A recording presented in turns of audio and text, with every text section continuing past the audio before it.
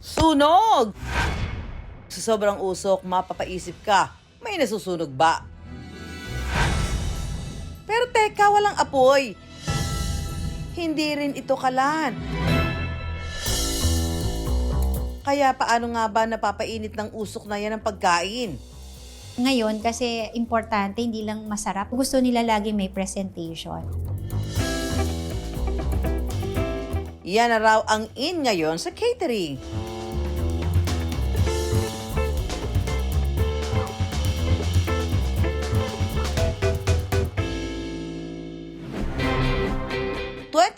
Nang magtayo na ng sariling karinderya sina Carol sa Quezon City. Nagka-cater na rin kami noon. With the help of mama din. Yung mga suki niya, papakater sa amin.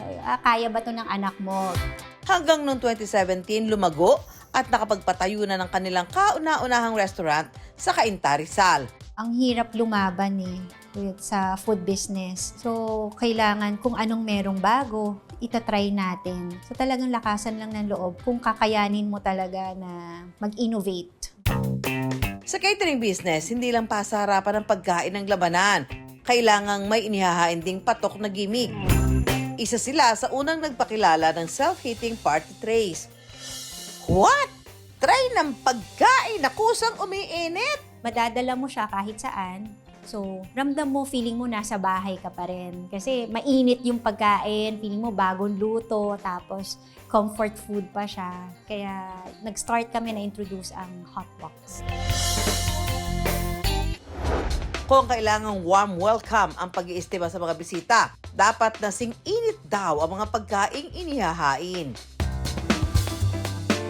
Importante talaga mainit yung food kasi malalasahan mo talaga yung ingredients na inilagay doon eh. So ito, we introduced the hot box para pag sinerve mo, that time na kakainin mo siya, maiinit mo na agad siya without the hassle of bringing it sa microwave or reheat it doon sa pot. Chemical reaction daw ang dahilan kaya umiinit ang pagkain kapag nasa self-heating food tray. Kapag hinila ang tali, ma-activate ang self-heating mechanism sa loob ng kahon. Gumagamit ito ng espesyal na heating materials na kaya mag-produce ng init kahit walang apoy, gas o kuryente. Ang init na nililikha ay nagiging singaw na nagpapainit ng pantay sa pagkain. Sa loob ng halos 8 hanggang 10 minuto, maaabot ng pagkain ng tamang init at mananatiling mainit sa loob ng 30 to 45 minutes. It's just a steam that can heat up to 70 to 80 degrees Celsius. One-time use lang siya. Pero the good thing about the hot box, syempre, yung box niya pwede natin gamitin, and then syempre, yung heating pad, pwede natin siyang ilagay lang sa soil or kung saan na hindi nakaka-affect din sa ozone layer natin.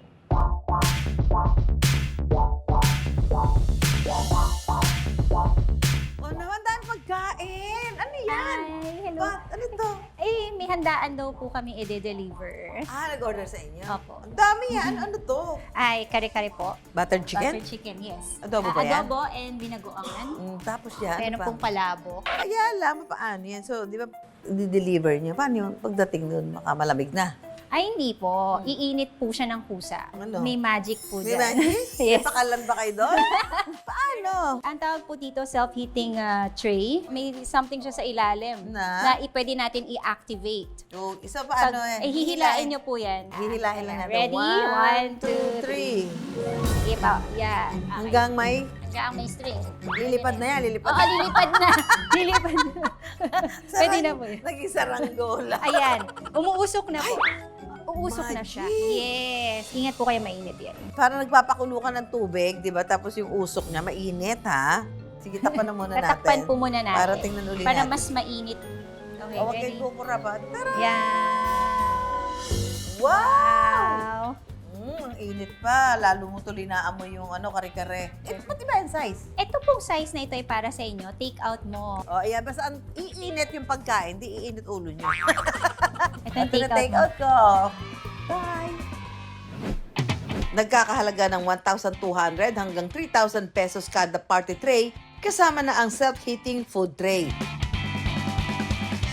Sa araw na ito, company lunch ang kanilang delivery. At heto na nga. Bull! Hit and enjoy! Fresh ang food, masarap ang pagkain. Happy kami lahat. Maganda siya actually kasi lalo na pagka sa mga meetings, gusto namin mainit pa yung pagkain. So, hindi lahat ng store may ganun. Nakaka-amaze po na may ganito palang store na once na nagutom ka ulit, pwede ka pa ulit kumain tas mainit pa rin yung food. Kumikita na raw sila ngayon ng 6 digits kada buwan. Nung nag-regular tray lang kami, tapos compared to self-heating tray, tumaas talaga kami by 200% of sales. Kailangan meron kang kakaiba sa business mo para makilala ka talaga. Pero kahit may mga bagong paandar sa negosyo, lagi pa rin daw isa sa alang-alang ang mga tauhan. Sila talaga yung backbone ng business namin. So, kahit ba sabihin mo na, yes, kami ang owner, pero of course, nakikita namin na talagang importante sila. Like, sila talaga ang gumagawa para dito sa business na to. Kaya't inaalagaan din namin sila. Masarap kainin ng mainit at bagong luto. Gaya rin ng pagninegosyo na mabilis tangkilikin kung ano ang bago. Kaya kahit anong gimmick pa ang isahog sa business, lagi pa rin tiyakin ang kalidad ng produkto na siyang binabalik-balikan.